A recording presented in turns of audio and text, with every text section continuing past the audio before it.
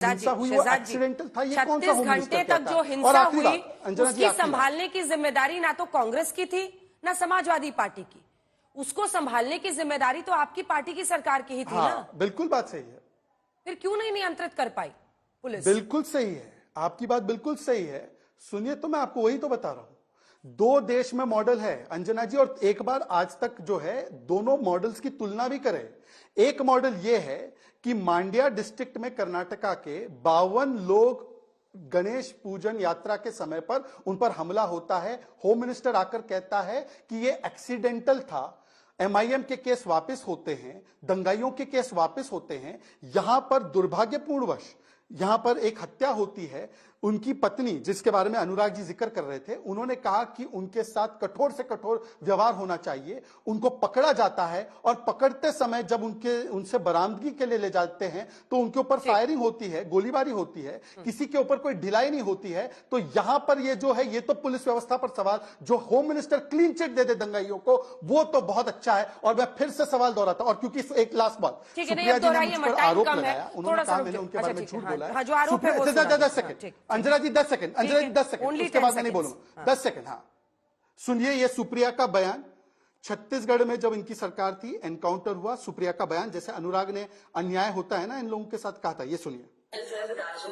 नहीं, मैं इस पे कोई राजनीति नहीं करना चाहती हूँ। मुझे लगता है इसकी बिल्कुल गहन जांच होनी चाहिए, और उन सब लोग जो शहीद हुए, हमारे सुरक्षाकर्मी भी कुछ घायल हुए, उन सबको हमारी संवेदनाएं हैं। सुरक्षाकर्मी केवल घायल हुए थे, कोई हमारे पुलिस वाले या सीआरपीएफ के लोग की जान नहीं गई थी। मरे केवल नक्सल आतंकी थे। उनको सुप्रिया ने नक्सली को शहीद बोला था। सुप्रिया श्रीनेत, आपने 20 सीट आएगी बीजेपी की ये बोला था, और फिर नाम बदलने की बात की थी। बात आप बदलती हैं, झूठ आप बोलती है। मैं शहजाद पूनावाला हूं, अपनी बात को कभी मैं चूंकि आप पर डायरेक्ट अटैक है सुप्रिया जी, आप जवाब दे दीजिए, उसके बाद ही मैं जैन साहब आपके पास फौरन आऊंगी।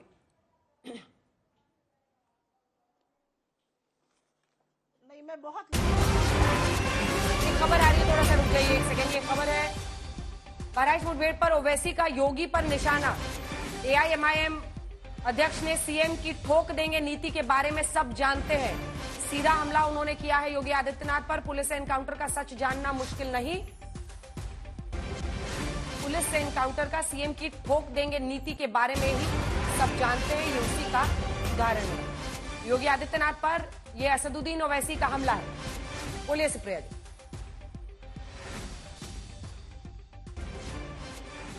यहाँ पर कौन कितना अपनी बात पर टिका रहता है। अगर उसका दूध का दूध पानी का पानी करने आ जाएंगे तो नरेंद्र मोदी जी को क्या क्या इन्होंने नहीं कहा था, और वो बातें अगर अब मैं यहाँ पे सुनाने लगूं तो थोड़े शर्मिंदा हो जाएंगे। लेकिन 10 सेकंड मुझे भी दे दीजिए जैसे आपने उनको दिए थे, क्योंकि ये बात सुनानी जरूरी है। भाजपा आरएसएस कोई हिंदू नहीं है, वो सिर्फ ड्रामा है।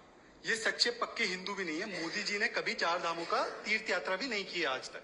मोदी जी को हिंदू का सर्टिफिकेट बांटते थे, अब जाके उनकी चरणवंदन करें, उससे मुझे ये बहस का मुद्दा नहीं है। लेकिन क्योंकि इन्होंने एक ओछी हरकत करी, मुझे लगा दोबारा से ओछी हरकत इनके साथ होनी चाहिए। मैं दूंगी, बीच में मत बोलिए, मैं दूंगी मौका, मैं दूंगी मौका, उनको पूरा कर लेंगे। अंजना जी देखिए, एक मॉडल है, और वो मॉडल क्या है? वो मॉडल है कि नफरत की एक आग लगाई जा रही है। आप मसीह के विधायक हैं, ट्रिपल मर्डर के अक्यूज है सुरेश्वर सिंह, उनका बयान सुन लीजिए पिछले 72 से 96 घंटे का।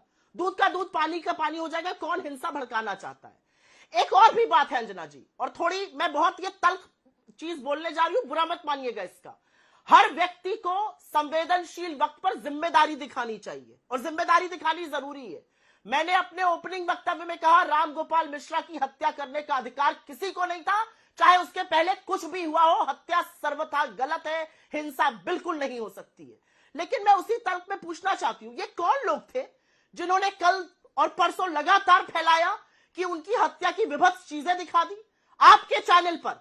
और ये मैं पूरी जिम्मेदारी के साथ कह रही हूं, आपके चैनल पर रात को 9 बजे व्हाट्सएप पढ़कर पूरा शो कर दिया गया, और आज बहराइच पुलिस ने उसका दूध का दूध पानी का पानी कर दिया। क्या माफी मांगेंगे आपके एंकर आज रात को 9 बजे ब्लैक एंड व्हाइट में आकर व्हाइट की माफी मांगेंगे? मैं पूछना चाहती हूं ये बात। लेकिन मैं सबसे बड़ी बात ये कहूंगी, एक फेल्ड स्टेट एनकाउंटर करती है, चाहे किसी ने कितने एनकाउंटर किए हो।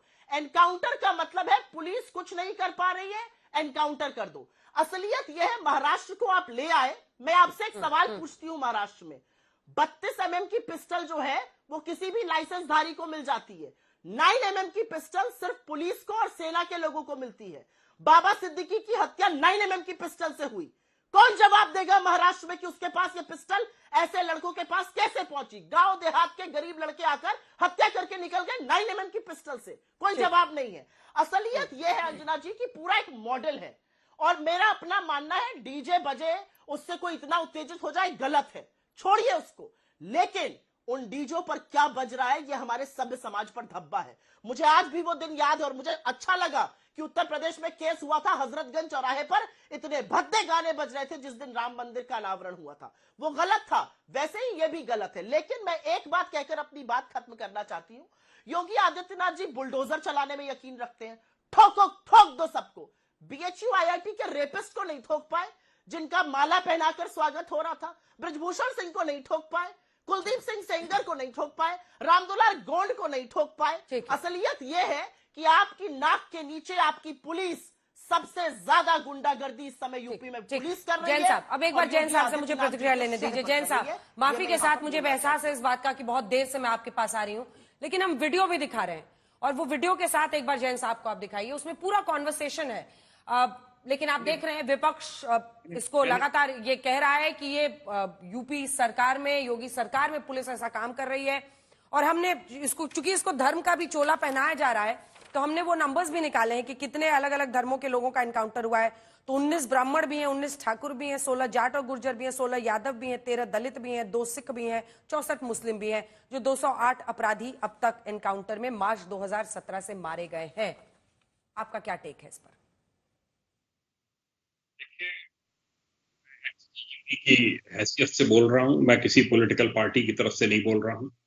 मेरा जो पुलिस का एक्सपीरियंस है 36-37 इयर्स का, उसके आधार पर कह रहा हूं, जो भी रूलिंग पार्टी होती है, सत्ताधारी दल होता है, उनका पूरा विश्वास पुलिस विभाग में होता है, एसटीएफ में होता है।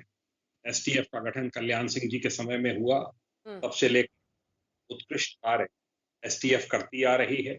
मेरा हमेशा मानना है कि अपोजिशन का काम है, जब भी कोई इस प्रकार की घटना हो जाए, बहराइच टाइप का कांड हो जाए, तो उसमें पुलिस की आलोचना करना, लॉ एंड ऑर्डर की आलोचना करना, स्टेट गवर्नमेंट की आलोचना करना, ये उनका अधिकार है। ये अधिकार पुलिस का है, वहां के प्रशासन का है कि सख्त से सख्त कार्रवाई ऐसी घटनाओं में की जाए जिससे कि जो अराजक तत्व हैं उनका मनोबल बढ़ने ना पाए। पुलिस विभाग है, विभाग हैं, और जो सामान्य नागरिक हैं, कानून पसंद नागरिक हैं, उनका मनोबल कतई भी टूटने ना। ये जो कार्रवाई हुई है, 5 अरेस्ट हुई हैं, बहुत अच्छी अरेस्ट हैं।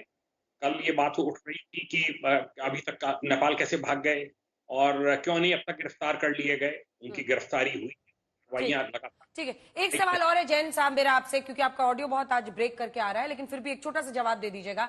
एक पुलिस वाला जो ऐसे किसी भी एनकाउंटर में इन्वॉल्व होता है, बहुत सारी लीगल प्रोसीडिंग्स, कानूनी प्रोसीडिंग्स उसके खिलाफ होती हैं, उसको किस तरह की कानूनी कार्रवाई का सामना करना पड़ता है? अगर वाकई हम ये कह रहे हैं कि योगी आदित्यनाथ के इशारे पर ये सब कुछ हो रहा है, तो उस पुलिस वाले का खुद का भी तो एक करियर है, उस करियर में किस तरह की लीगल प्रोसीडिंग्स का सामना हर एनकाउंटर के बाद किसी पुलिस वाले को करना पड़ता है?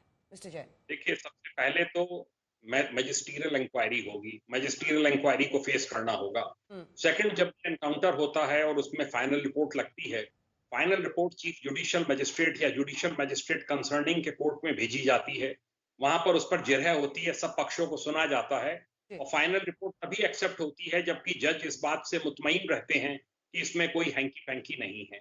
एनएचआरसी की जांच अलग चलती है, बीच बीच में कोर्ट्स में भी लोग पिटीशन फाइल करते हैं, उसमें भी अलग से जवाब देना होता है। ये एक बड़ी दुर्गुह प्रक्रिया है जिससे कि पुलिसकर्मी गुजरते हैं। मेरी बहुत से पुलिसकर्मियों से आफ्टर रिटायरमेंट बात हुई है, कोई एनकाउंटर में इंटरेस्टेड नहीं रहता है। और जब तक ये लीगल प्रोसीडिंग्स चलती है, क्या उनके प्रमोशंस होते हैं, रूटीन प्रमोशंस?